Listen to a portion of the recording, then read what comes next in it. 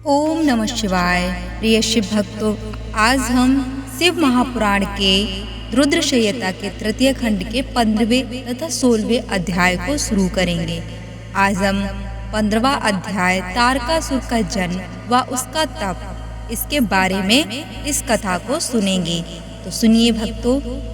ब्रह्मा जी बोले, हे मुनिश्रेष्ठ नारद, कुछ समय बाद वज्रांग की पत्नी गर्भवती हो गई। समय पूर्ण होने पर उसकी पत्नी ने एक पुत्र को जन्म दिया।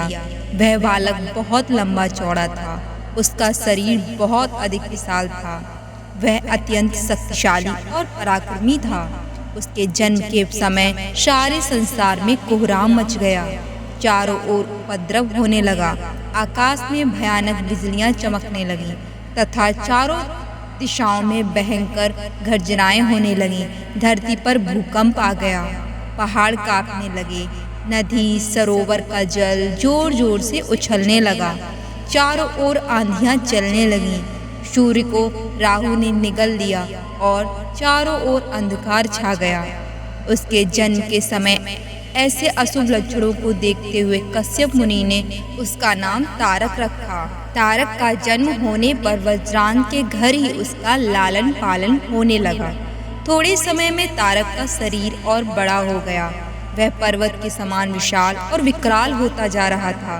कुछ समय पश्चात तारक ने अपनी माता और पिता वज्रांग से तपस्या करने की आज्ञा मांगी। तब उसके माता पिता ने प्रसन्नता पूर्वक उसको आज्ञा प्रदान कर दी। साथ ही उसकी माता ने उसे यह आदेश दिया कि वह देवताओं को अवश्य जीते और उन पर अपना आधिपत्य कर स्वर्ग पर अधिकार कर ले। अपनी माता की आज्ञा पाकर वज्रांग का पुत्र तारक तपस्या करने के लिए मधुवन चला गया। वहाँ तारक ने मुझे प्रसन्न करने के लिए कठोर तप करना आरंभ कर दिया। उसने अपने दोनों हाथों को सिर के ऊपर ऊंचा कर दिया और ऊपर की ओर देखने लगा तथा एक पैर पर खड़े होकर एकाग्र मन से 100 वर्ष तक तपस्या करता रहा।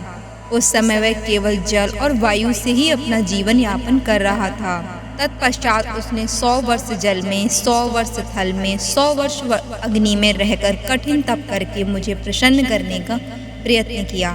फिर 100 वर्ष दुख सहकर वह तप करता रहा। इस तपस्या के प्रभाव से उसके शरीर से तेज निकलने लगा, जिससे देवलोक जलने लगा। यह देखकर सभी देवता घबरा गए।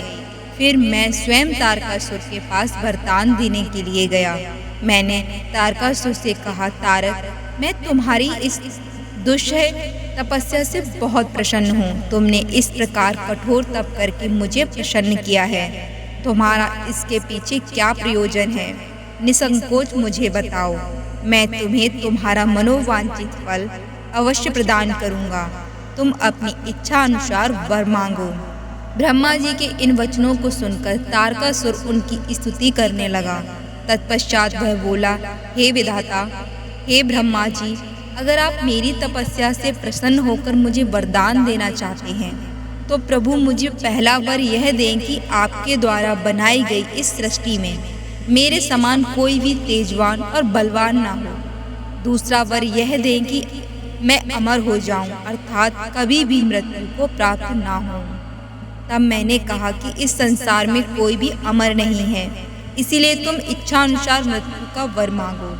तारक ने अहंकार भरी विनम्रता से निवेदन किया, भगवान, मेरी मृत्यु भगवान शंकर के वीर से उत्पन्न बालक के चलाए हुए शस्त्र से ही हो, कोई मेरा वध ना कर पाए। मैंने तारक को उसके मांगे हुए वर प्रदान कर दिए तथा अपने लोक में लौट आया। वर पाकर तारक बहुत खुश हुआ।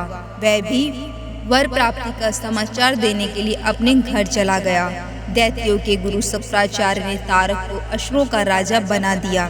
अब तारक तारकासुर नाम से प्रसिद्ध हो गया। वह तीनों लोकों पर अपना अधिकार स्थापित करना चाहता था, इसीलिए सबको पीड़ित कर उसने युद्ध कर उन्हें हराकर सबके राज्यों पर अपना अधिकार करता जा रहा था। स्वर्ग के राजा इंद्र ने भी डरकर अपना वाहन ऐरावत हाथी, अपना खजाना और 9 सफेद रंग के घोड़े उसे दे दिए।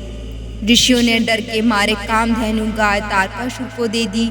इसी प्रकार अन्य देवताओं ने भी अपनी अपनी प्रिय वस्तुएं तारकासुर को अर्पित कर दी। अन्य लोगों के पास भी जो उत्तम उत्तम वस्तुएं थीं, उन्हें भी दैत्यराज तारक ने अपने अधिकार में ले लिया। इतना ही नहीं, समुद्रों ने भी भयभीत होकर अपने अंदर छिपे सभी अमूल्य रत्न निकालकर तारकासुर को सौंप दिए। तारकासुर के भय से पूरा जगत कांपने लगा था। उसका आतंक दिनों दिन बढ़ता जा रहा था। पृथ्वी, सूर्य, चंद्रमा, वायु, अग्नि सभी तारकासुर के डर के कारण अपने सभी कार्य सुचारू रूप से कर रहे थे। दैत्यराज तारकासुर ने देवताओं और पितरों के भागों पर भी अपना अधिकार जमा लिया था। उसने इंद्र को युद्ध में हराकर स्वर्ग का सिंहासन भी हासिल कर लिया था। उसने स्वर्ग के सभी देवताओं को वहां से निष्कासित कर दिया, जो अपनी प्राण रक्षा के लिए इधर उधर भटक रहे थे। हर हर महादेव। प्रिय भक्तों, अब हम 16वें अध्याय तारक का स्वर्ग त्याग का वर्णन सुनेंगे। ब्रह्मा जी बोले, नारद जी, सभी देवता तारकासुर के डर के कारण मारे मारे इधर उधर भटक रहे थे। इंद्र ने सभी देवताओं को मेरे पास आने की सलाह दी। सभी मेरे पास आए। सभी देवताओं ने मुझे हाथ जोड़कर प्रणाम किया और मेरी अनेकों प्रकार से स्तुति करने लगे। अपना दुख दर्द बताते हुए देवता कहने लगे, हे विधाता, हे ब्रह्मा जी, आपने ही तारकासुर को अभय का वरदान दिया है। सभी से तारक त्रिलोकों को जीतकर अभिमानी होता जा रहा है।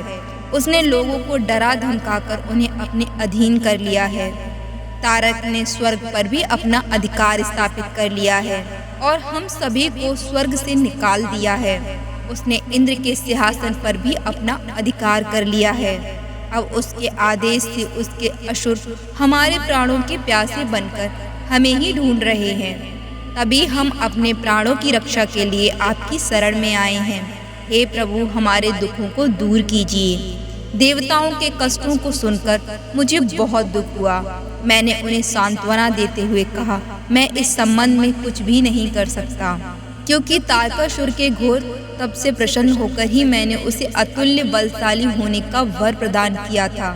परंतु उसने मंदान होकर सभी देवताओं और मनुष्यों को प्रताड़ित किया है, तो उनकी संपत्तियों पर जबरदस्ती अपना अधिकार कर लिया है। इसीलिए अब आप सभी इस बात से निश्चिंत रहिए कि एक दिन तारकासुर का विनाश अवश्य ही होगा।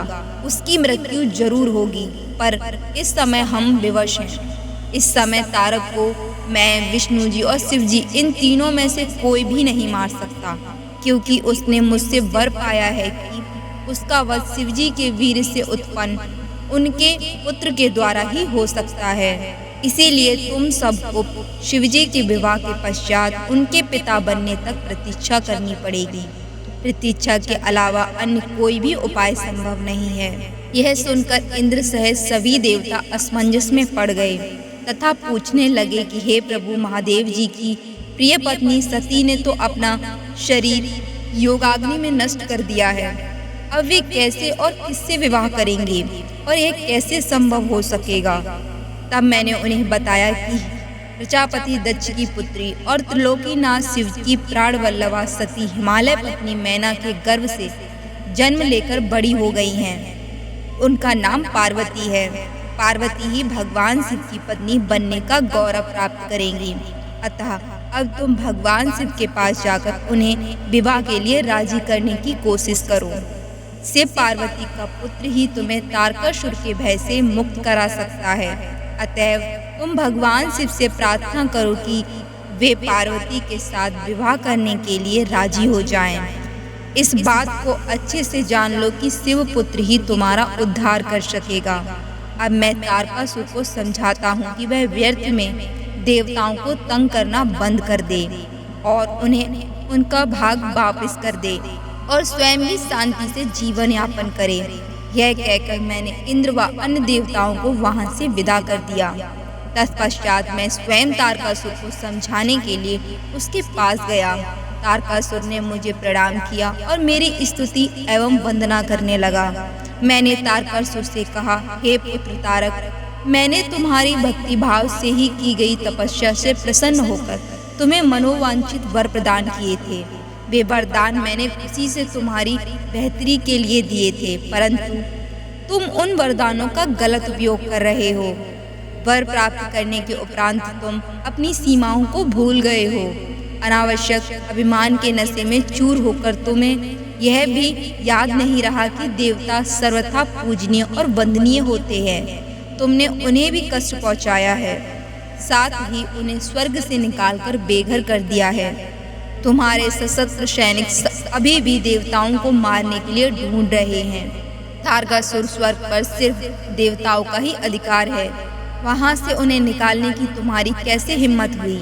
स्वर्ग का राज्य छोड़कर वापस पृथ्वी पर लौट जाओ और वहीं पर शासन करो, यह मेरी आज्ञा है।